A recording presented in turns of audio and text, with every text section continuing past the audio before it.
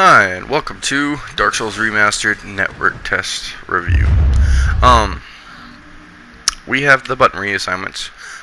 We can now jump with L3, which is amazing. We can also have a whole bunch of different crazy combinations that if you want to come up with, that's fine. Maybe somebody will have a button build.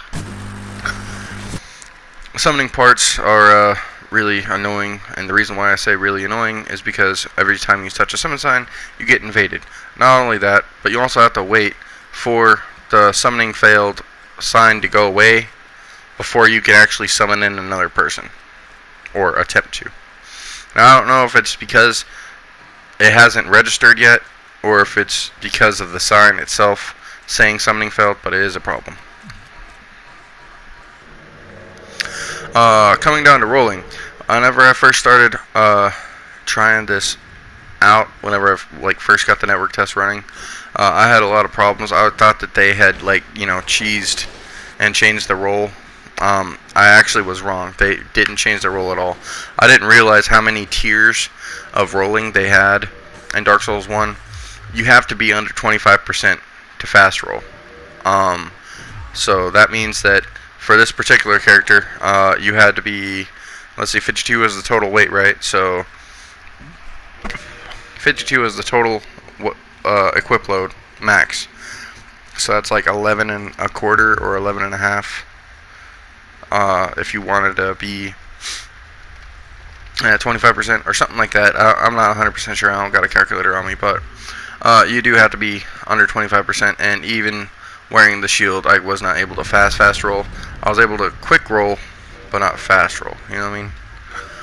And I don't know. I would say that there's probably at least 5 different tiers of rolling, including the 6 if you include the over encumbered and can't roll. But rolling isn't that overpowered, and since you get a lot of poise, sometimes you'll see me on this wearing a whole lot of armor because of the poise, and sometimes you'll see me wearing no armor because I need the speed.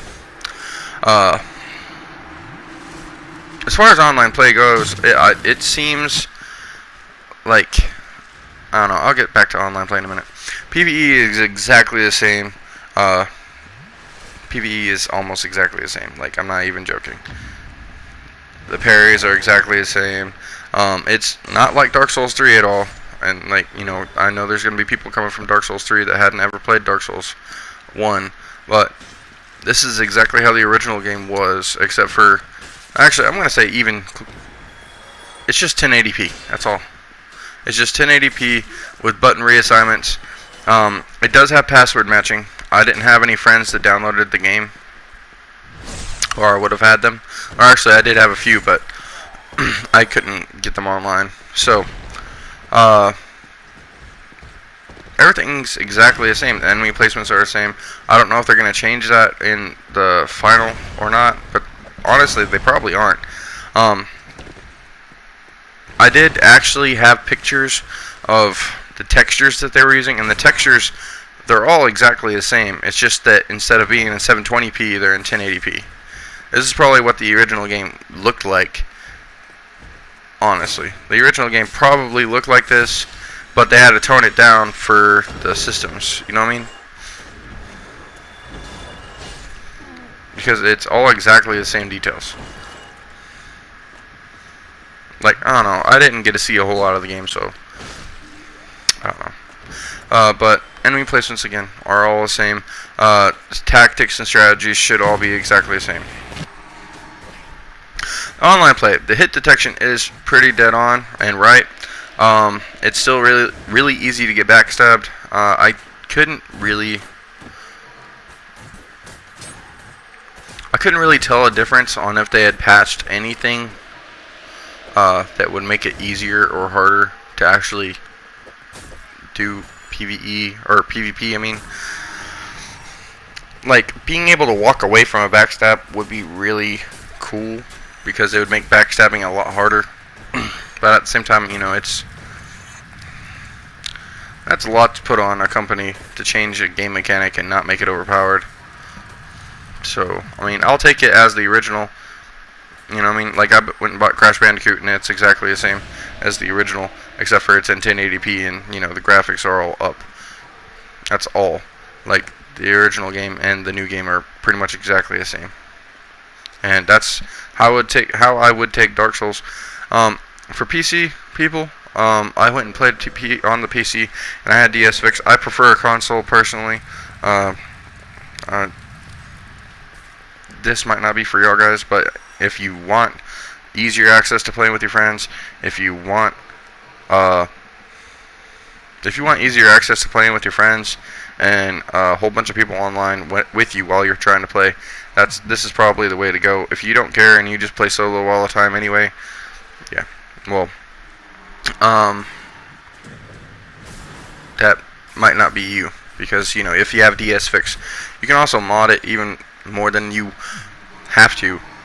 You can make your Estus a Dr. Pepper, you know what I mean? So on PC, I don't know whether it's worth buying or not, especially since you'd probably have to find some other kind of software to improve on the game to your liking, you know what I mean? If that's what you want to do. But yeah, online play, everything seems cool. I was getting constantly invaded. The only thing is the summoning. There was a lot of traffic probably on the network. I mean, I don't know how many people actually downloaded the network test for the PS4, but I'd venture to say there was over a couple 100,000. They're all playing in the same area with me, so like I'm not even seeing all the signs. I'm only seeing like preloaded signs that are on 50 other people's games. You know what I mean? So they did change some of the special effects. And other than that, like, I really, you know, I did enjoy my experience thoroughly. And I think it's going to be a great game to get back to. And it's way more balanced and got way more variety than a lot of the newer versions of Dark Souls and Bloodborne had. Like, Bloodborne was really short. This game can be short, but it also can be very, very long. Like, it took me a long time to beat the first game. And I think that it'll bring a lot of perspective toward other people that haven't gotten to play it yet, and a lot of playability for people that have, but now can play with their friends, because now they have people to play with. You know what I mean? PlayStation 4, Switch, and Xbox One people definitely should get it. This is supposed to be able to be played in 4K on the PS4 Pro and Xbox One S, maybe. I don't know for sure. PlayStation person again, so I don't know everything, but I did thoroughly enjoy the network test, and I think that they did a good job on the game. At the same time, there was some issues with the sound, so hopefully they fix that.